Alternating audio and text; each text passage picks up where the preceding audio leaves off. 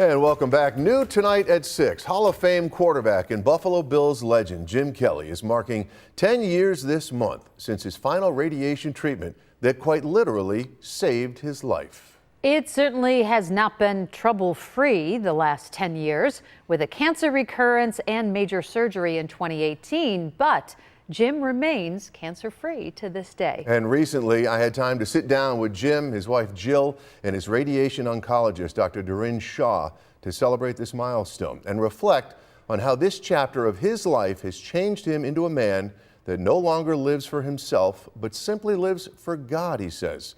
It's a story you'll see only on Channel 2 in this Two on Your Side original. My saying now is I might have lost 4 Super Bowls, but I kicked cancer's butt 4 times. Hall of Fame quarterback Jim Kelly is a lucky man, and he knows it. Doctors originally thought his oral cancer was incurable. At best, his survival rate was around 2%. You really are a miracle, Jim. There ain't no doubt about it. I mean, I wouldn't have thought of that before, but I have now. And I remember one of the doctors, I think it was to my brother Danny, said that I know that you all are Christians and you all believe in miracles. He's going to need a miracle in order to live. It was back in 2013 when Jim was initially diagnosed with mouth cancer. A tumor that started on the upper gum line was removed. Doctors thought it was all clear, but then, as cancer often does, it came back and tracked up some facial line nerves into the jawline, then right under his eye and very close to his brain. It was now 2014 and Jim was in the battle for his life, a battle more difficult and more serious than any football game he ever played. Dr. Doreen Shaw was Jim's radiation oncologist. I see Jim's name on it and I'm like, oh my gosh, what's going on?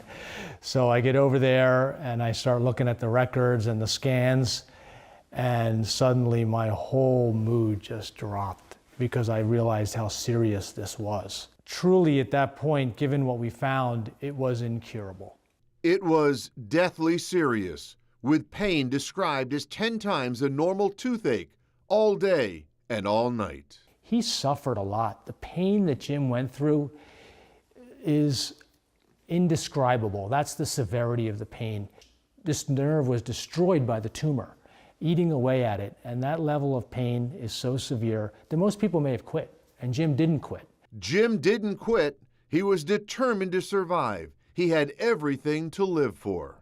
To begin with, it was my family, my wife, thank God for her, my 2 daughters, and I say this all the time, but every time they walked into my hospital room when I was down at ECMC, not one time did they ever have a frown on their face.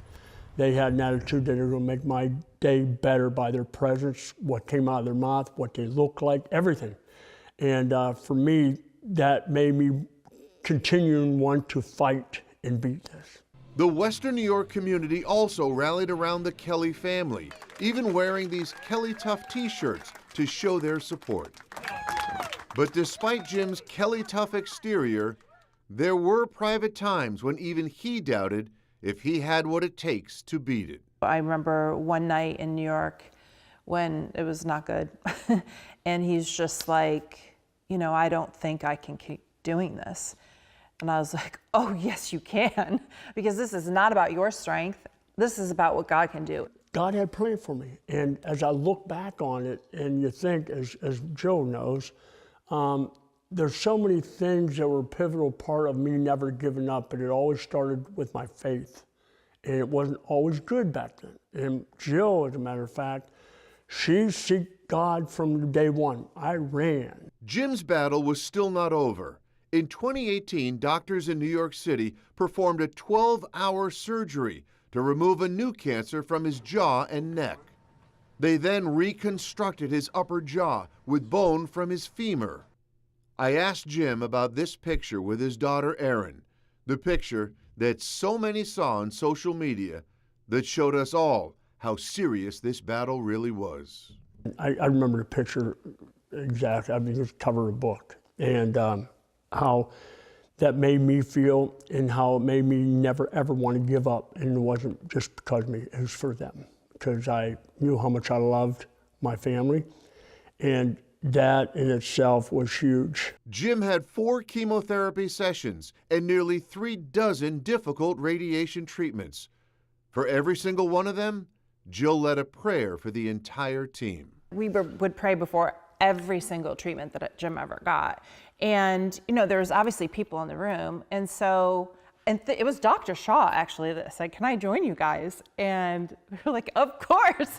And so then everyone joined in praying. This picture was taken after Jim's final radiation treatment 10 years ago, a day Jim says he will never forget. But they understand it. They get why we do it, and that's to be able to make a difference for. Now Jim travels the country as a motivational speaker, paying it forward and hoping to make a difference in the lives of others. There's only one person knows all of our days, including you, Scott. That's good Lord above, and I know that. So I take every day, one day at a time, as Jill said, and if good Lord decides tomorrow's my day, I'm going out with a smile on my face because I know I've lived a life that many people would love to live. And more good news. As of just a few months ago, Jim told me he is finally off all of his pain medications, still living in Orchard Park, and trying to make a difference for others going through similar circumstances. And he was on a lot of pain medication. I mean, that trademark Kelly Tough. Yeah. We always knew it he had it in him, but when you hear about the whole journey, I mean, you made another trip to New York, didn't you, to interview him? Yeah, we went there, it was like a little over 10 years ago. A whole crew of us here went to interview him, and I remember it specifically. We were in the hotel room. We didn't think we were going to get it. We had it set up the interview. He was in such pain. It took 4 or 5 hours. We waited for him. And then finally, what a trooper he was. He came down and did the interview, and I could tell he was in a lot of pain. So he is one tough guy, and he's resilient. He's lucky he has his wife, Jill, behind him. Yeah, too. I was going to say, it's been quite an ordeal, but yeah, they are a power couple in the best sense of the word, and nice of them to share their story. They give a lot of people hope. Absolutely.